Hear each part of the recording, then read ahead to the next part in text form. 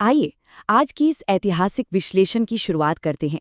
चंद्रगुप्त प्रथम ने जिस गुप्त साम्राज्य की नींव रखी थी ना, उसे आसमान की ऊंचाइयों तक ले जाने वाला एक ऐसा अद्वितीय योद्धा हुआ जिसे अक्सर भारत का नेपोलियन कहा जाता है। हम बात कर रहे हैं महान सम्राट समुद्रगुप्त की, एक ऐसा शासक जिसने अपने पूर्वज के बाद सत्ता की कमान संभाली और प्राचीन इतिहास का सबसे रोमांचक अध्याय लिख दिया। दरबारी इतिहासकार और कवि हरिशेना ने प्रसिद्ध प्रयाग प्रशस्ति में उनके बारे में एक गजब की बात लिखी है।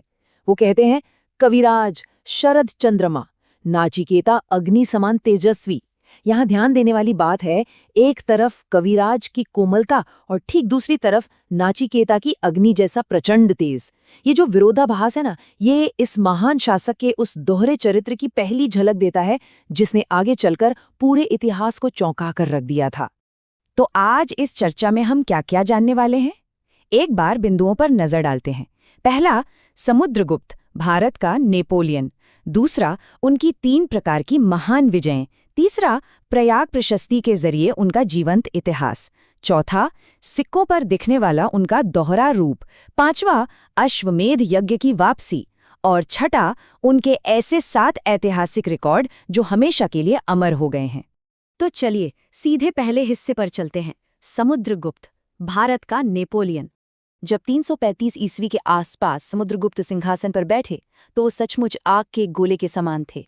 उन्होंने वीणावादक की शालीनता और तलवार की जानलेवा चमक दोनों को एक साथ मिला दिया था। जो मजबूत नींव उन्हें विरासत में मिली थी, उस पर उन्होंने सिर्फ ताकत के बल पर नहीं, बल्कि कला और शास्त्रों के एक अचूक संतुलन से अपना साम्राज्य खड़ा किया। ये बिल्कुल ऐसा था जैसे किसी कवि के हाथ में अचानक एक शक्तिशाली तलवार आ गई हो। अब आगे बढ़ते हैं दूसरे हिस्से की तरफ, जहां हम समझेंगे उनकी 3 प्रकार की महान विजयों को। देखिए, प्रयाग प्रशस्ति बताती है कि उनका विजय अभियान 3 बिल्कुल अलग हिस्सों में बटा था। उत्तर भारत यानी आर्यावर्त में उन्होंने रुद्रदेवा और कोटिल जैसे 9 राजाओं को हराकर उन्हें पूरी तरह अपना गुलाम बना लिया। पर दक्षिण की तरफ यानी दक्षिणापथा में उनका तरीका बिल्कुल बदल गया। वहां 12 राजाओं को हराया, उन पर भारी टैक्स लगाया, लेकिन फिर उन्हें आजाद छोड़ दिया। और तीसरी कैटेगरी थी सीमांत राज्यों और विदेशी ताकतों की, जैसे श्रीलंका के राजा और शक। उन्होंने तो डर के मारे खुद ही अपने दूत भेज दिए और संधियां कर ली। उत्तर में पूरा कंट्रोल रखना और दक्षिण में टैक्स लेकर छोड़ देना, सच में ये एक बेहद शातिर और कुशाग्र राजनीतिक दिमाग का सबूत है। 24,000 ये बस एक मामूली आंकड़ा नहीं है। दक्षिण अभियान के दौरान उनकी सेना ने कांची तक पहुंचने के लिए कुल मिलाकर लगभग 24,000 किलोमीटर का लंबा सफर तय किया था। जरा कल्पना कीजिए, उस प्राचीन काल में जब आज के जैसी न कोई गाड़ी थी न कोई मैप, इतने बड़े पैमाने पर युद्ध अभियान चलाना अपने आप में एक चमत्कार से कम नहीं है।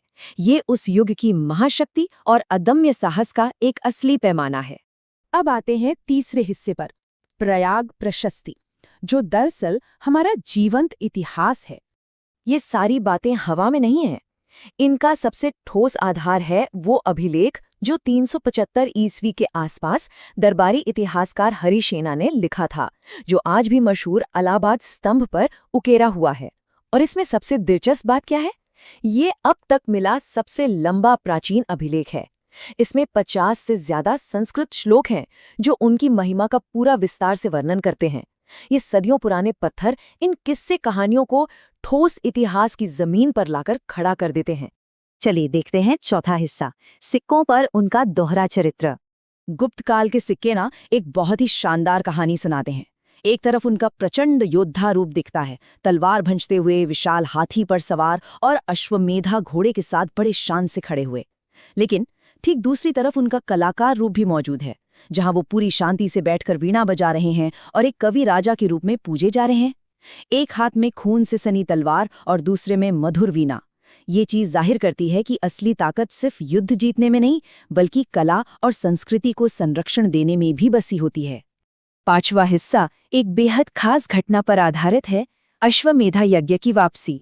तकरीबन 100 सालों से इस महान यज्ञ को किसी ने नहीं किया था, फिर समुद्रगुप्त ने इसे वापस जिंदा किया। इसके चरण कुछ इस तरह थे। पहले एक पवित्र सफेद घोड़ा पूरे 1 साल तक आजाद घूमने के लिए छोड़ दिया जाता है। दूसरे चरण में किसी भी विरोधी राजा में इतनी हिम्मत नहीं होती कि वो उस घोड़े का रास्ता रोके।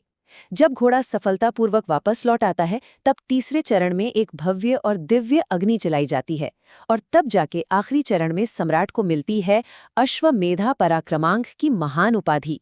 ये यज्ञ इस बात का अंतिम प्रमाण था कि पूरे उपमहाद्वीप में उन्हें चुनौती देने वाला सच में कोई नहीं बचा था। अब बढ़ते हैं आखिरी हिस्से की ओर, समुद्रगुप्त के साथ ऐतिहासिक रिकॉर्ड। 40 सालों के इस लंबे शासनकाल में 7 ऐसे कीर्तिमान बने जिन्होंने उनका नाम अमर कर दिया। 20 से ज्यादा राजाओं को हराना, आने वाली पीढ़ियों के लिए प्रयाग प्रशस्ति बनवाना, सदियों बाद अश्वमेध यज्ञ करवाना, वीणा बजाते हुए खुद को सिक्कों पर अंकित करवाना, सुदूर दक्षिणा पथा को जीतना, लंका से आए दूतों का स्वागत करना, और सबसे बड़ा काम, शक्तिशाली गुप्त साम्राज्य की ऐसी ठोस नींव रखना जिसे हिलाना लगभग नामुमकिन था। ये सब मिलकर भारत के स्वर्ण युग का एक पूरा ब्लूप्रिंट तैयार करते हैं। इस चर्चा के आखिरी पड़ाव पर एक बड़ा सवाल पीछे छूट जाता है। आखिर समुद्रगुप्त की असली विरासत क्या है? क्या वो बेखौफ तलवार जिसने 20 से ज्यादा राजाओं को हराकर एक विशाल साम्राज्य बनाया, या फिर वो शांत वीणा जिसने भारत के स्वर्ण युग में एक नई सांस्कृतिक धुन छेड़ी? ऐसी महानता शायद कभी किसी एक सांचे में बंद कर नहीं रह सकती, और यही विरोधाभास इस इतिहास को इतना रोचक और अमर बनाता है। आज के इस ज्ञानवर्धक सफर में जुड़ने के लिए बहुत बहुत शुक्रिया।